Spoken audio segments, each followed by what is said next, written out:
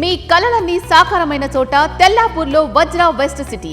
ORR exit 2కి 2, financial district కి 10 నిమిషాల దూరంలో. 17 ఎకరాల్లో 78% ఓపెన్ స్పేస్, 38 ఫ్లోర్లు, 6 టవర్లు, 2.5, 3, 4 బెడ్రూమ్ ఫ్లాట్స్. కావలసినంత greenery, mega club house, roof top pool. Complete family life కోసం మీ ఫ్లాట్ ఈ రోజే బుక్ చేయండి. Contact number 9589587379. Vajra for better living. I'm sorry to ask you one question. ఇది ఇబ్బందికరమైనటువంటి ప్రశ్నే మౌనిక గారు. దీని వెనుక చాలా పరిణామాలు, ఇంకా మాట్లాడుకోవాల్సిన ప్రశ్నలు ఉన్నాయి కాబట్టి చాలా స్ట్రైట్గా అడుగుతున్నాను.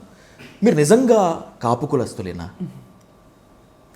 దీన్ని మీరు క్లారిటీ ఇస్తే నేను మిగతా క్వశ్చన్స్కి వెళ్తాను. I'm sorry to ask you అని చెప్పాను నేను. మీరు నిజంగా కాపులేనా? ఖచ్చితంగా కాపులమేనండి కదా. కానీ వైసీపీలో ఉన్న వాళ్ళు ఎవ్వరూ కాపులు కాదు. అంబటి రాంబాబు గారు కాపు నేత అసలే కాదు.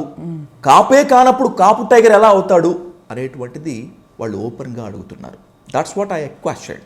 అంటే కాపులు అవ్వాలంటే ఏం చేయాలి? వాళ్ళ రిక్వైర్మెంట్స్ ఏంటి? వాళ్ళు ఏమన్నా చెప్తే మేము దానికి చెప్పగలం. కాపు అనేది, మేము కాపులుగా పుట్టినప్పుడు మమ్మల్ని కాపు అన్నంత మాత్రం మేము కాపు కాకుండా పోతామా? దానికి ఏంటో వాళ్ళు రీజన్స్ చెప్పాలి. ఎందుకు కాపు కామో వాళ్ళు చెప్పాలి. ఒకవేళ కాపు కులంలో మీకు కానీ మీ కుటుంబానికి కానీ సరైన మద్దతే కనుక ఉంటే మీ పార్టీ నేతలు, అంటే వైసీపీలో ఉన్నటువంటి కాపు నేతలు కాకుండా మిగతా కాపు కులస్తులు వచ్చి మీకు సపోర్ట్ ఇవ్వాలి కదా. ఇవ్వలేదు. ఒంటరి అయ్యారా? మిమ్మల్ని ఒంటరిని చేశారా? అసలు మిగతా వాళ్ళ దగ్గర నుంచి సపోర్ట్ రావట్లేదని ఎందుకు అనుకుంటున్నారు? దానికి కొలమానం ఏంటి? అంటే మీకు మద్దతుగా ప్రెస్ మీట్లు ఎవరూ పెట్టలేదు కాపు కుల సంఘాలు. అందరూ ప్రెస్ మీట్లు పెట్టకపోవచ్చు అండి. దాన్ని బట్టే మొత్తం అసెస్ చేయలేం కదా. దానికి కొలమానం ఏంటి? ఇప్పుడు కాపులందరూ కలిసి మళ్ళీ మేము దాడి చేస్తే అది కొలమానం అవుతుందా? అప్పుడు తెలుస్తుందా బలం? అది కరెక్టేనా? దాడికి ప్రతిదాడి కరెక్ట్ కాదు కదా. కాదు కదా. మరి అలా చేస్తేనే బలం ఉందని అనుకుంటున్నారేమో వాళ్ళు. ఎందుకంటే వాళ్ళు అలా చేశారు కాబట్టి వాళ్ళకి అలానే అర్థమవుతుందేమో. కానీ అలా చేయలేం కదా ప్రజాస్వామ్యంలో. అది కరెక్ట్ కాదు కదా. దానికి కొలమానం ఏంటి? రేపు తెలుస్తుంది ఎవరికి ఎట్లా సపోర్ట్ ఉందో. ఓటు ద్వారా నిరూపిస్తారు. అంబటి రాంబాబు గారు కాపు కాదు. కాపు కులం మీద ఆయనకు ప్రేమ ఉండదు. ఆయన కుటుంబ సభ్యులకు కూడా కాపు కులం మీద ప్రేమ ఉండదు. అందుకే అంబటి రాంబాబు గారికి చెందినటువంటి 3 పిల్లలు సంతానం కూడా కాపులను పెళ్లి చేసుకోలేదు, కమ్మ కులస్తుని పెళ్లి చేసుకున్నారు అని.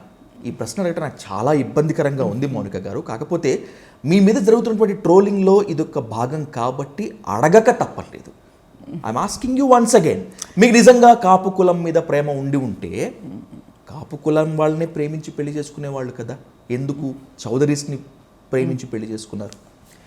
అంటే ఇవాళ ఇంత బేసిక్ థింగ్ ఎక్స్ప్లెయిన్ చేయాల్సి రావడం అనేది ఒక దురదృష్టంగా భావిస్తూనే, బట్ చెప్పాల్సిన బాధ్యత ఉంది కాబట్టి చెప్తున్నానండి. ఇప్పుడు పెళ్ళికి కావాల్సింది ఒక వ్యక్తి, ఒక వ్యక్తిత్వం, ఆ మనిషి యొక్క వ్యక్తిత్వం, కులం కాదు. ఎవరైనా పెళ్లి చేసుకునేటప్పుడు ఆ వ్యక్తిని పెళ్లి చేసుకుంటారు కానీ కులాన్ని పెళ్లి చేసుకోరు. వ్యక్తిత్వం ఇంపార్టెంట్. వ్యక్తిని వ్యక్తిగా అభిమానించి పెళ్లి చేసుకోవడం జరిగింది. ఆ వ్యక్తి ఏ కులానికి చెందినటువంటి వ్యక్తి అయినా కూడా మేము అభిమానించినప్పుడు పెళ్లి చేసుకుంటాం.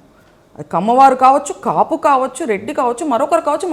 అక్కడ నచ్చింది వ్యక్తి, అభిమానిస్తున్నటువంటిది వ్యక్తిని. కానీ నేను ఒకటి అడుగుతానండి, ఇప్పుడు పవన్ కళ్యాణ్ గారు కాపు కాకపోతే పొత్తు ఉంటుందా?